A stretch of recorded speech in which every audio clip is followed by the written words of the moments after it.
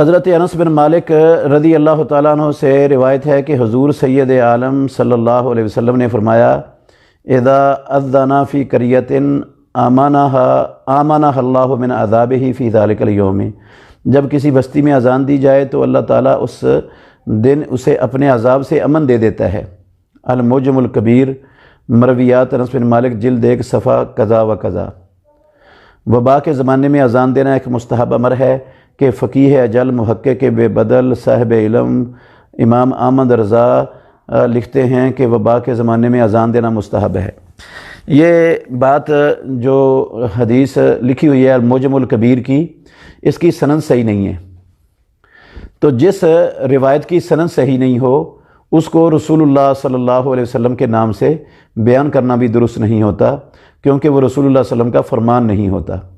تو ضعیف روایت جو ہوتی ہے وہ پایا استدلال کو جو نہیں پہنچتی، وہ اس کو رسول اللہ صلی اللہ علیہ وسلم کا قول یا فعل قرار نہیں دیا جا سکتا، وہ اللہ کے نبی کا فرمان نہیں ہوتا، اور اس سے ضعیف روایت سے کوئی بھی مسئلہ ثابت نہیں ہوتا۔ وبائیں رسول اللہ صلی اللہ علیہ وسلم کے زمانے میں بھی آتی تھیں، صحابہ کے دور میں بھی آتی تھیں، کسی نے بھی اپنے گھروں کی چھتوں پر چڑھ کر 11 مرتبہ اذانوں کا اہتمام نہیں کیا۔ تو یہ ضعیف روایات یہ دین کی بنیاد نہیں ہوتی، ان سے کوئی دین کا مسئلہ ثابت نہیں ہو سکتا، نہ اس کو دین کہا جا سکتا ہے، اس لیے یہ عمل درست نہیں ہے۔ صبح شام کے اذکار، اس کا اہتمام کرنا چاہیے لوگوں کو،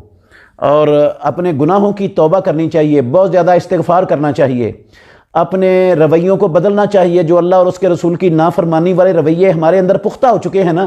ان رویوں کو فوری طور پر بدلنا چاہیے تاکہ اللہ رب العالمین کا عذاب ہم سے، ہمارے ملک سے اور ہماری قوم سے ٹل جائے۔ اللہ امت کی بھلائی کے لیے، کرونا وائرس کے دفعیے کے لیے علماء اہل سنت نے رات 10 بجے اذان دینے کا حکم فرمایا ہے، تو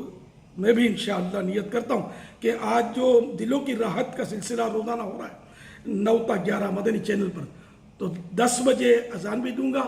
اور انشاءاللہ میں اذان کے متعلق مدنی پھول بھی عرض کروں گا۔ دنیا میں آپ جہاں بھی ہیں اپنے اپنے گھروں میں اذان دینا، انشاءاللہ میں اپنی اذان کے بعد آپ کو وقفہ بھی پیش کروں گا۔